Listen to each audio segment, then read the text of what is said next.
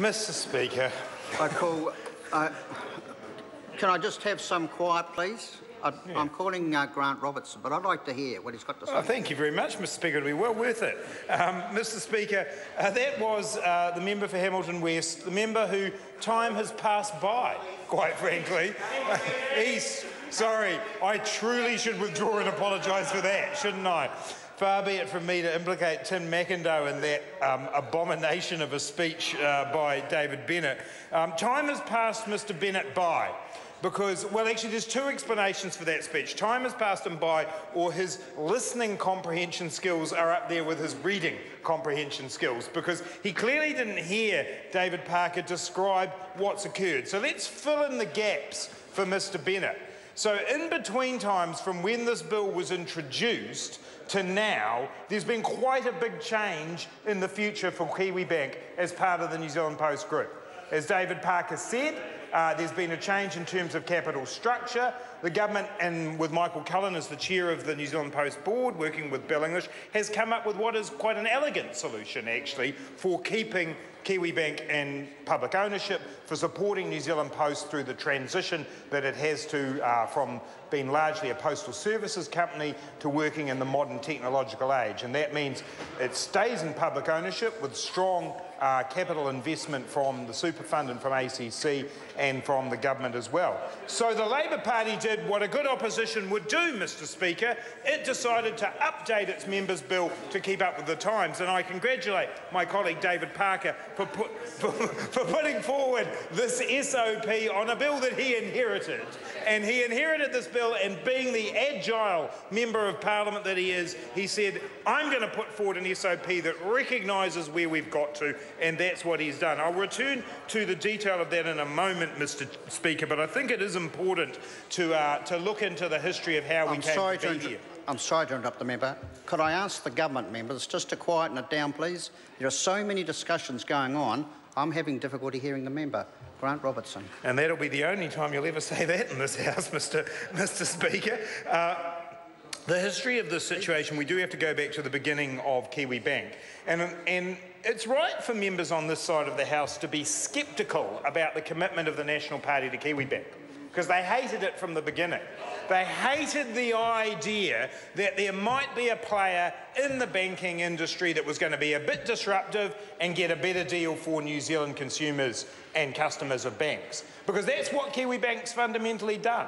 It's come into the market and it's played an important role in giving New Zealanders a fairer go when it comes to their banking services. But the National Party didn't like that when it was introduced, hated Kiwibank. All those great achievements of the fifth Labor government with Kiwibank and KiwiSaver, working for families, paid parental leave, all the things they voted against, Kiwibank was right in there. But it sustained itself. And let's not forget, Bill English gave the game away on this, Mr. Speaker, when he was recorded, I understand, at a party conference function, and he said, we can't get rid of it this term, but don't worry, we're going to have another crack at it later. I don't know who recorded it, Mr. Bishop. Do you know who recorded it? I don't know who recorded it. But that happened, and Bill English was indeed caught out telling the truth on this matter.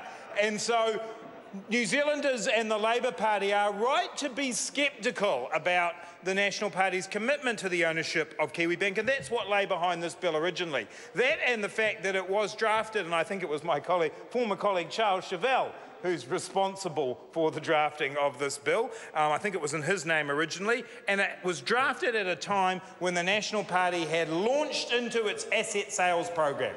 It was hocking off the family silver like no one's business, and right around New Zealand, people were saying, we know what's going to happen, Kiwibank is next.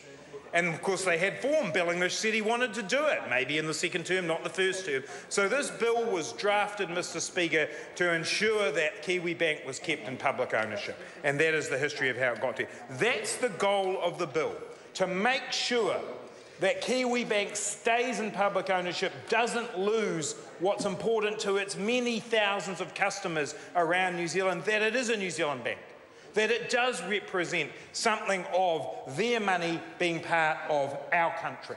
And I think that's an incredibly important goal, and that's what this bill tries to do. So in the context of the National Party's asset sales program, the idea came up of a 75% majority, a supermajority. And it's true, we got excellent advice at the Select Committee, including from the Clerk's office, about the significance of using a provision like that for a bill like this. I don't think there's any harm in having raised that for debate, because it is such an important issue that we retain control of our public assets. But as Mr Parker has already said, Labor Party members were prepared to recognise that the supermajority was not an appropriate vehicle to take this forward. And we were looking at the idea of a simple 50% parliamentary vote. But then, as I say, there was a major and fundamental change in the capital structure of Kiwibank. And the goal of the bill then had to be altered in order to meet the new arrangements and the new circumstances. And that is what is covered in Mr Parker's SOP. And essentially it does two things.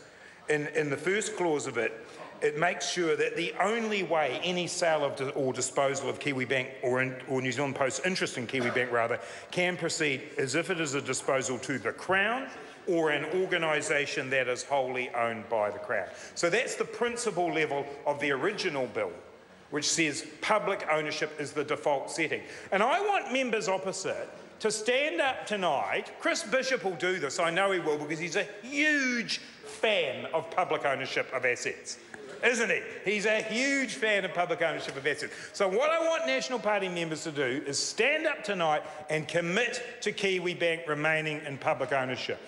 Commit to it.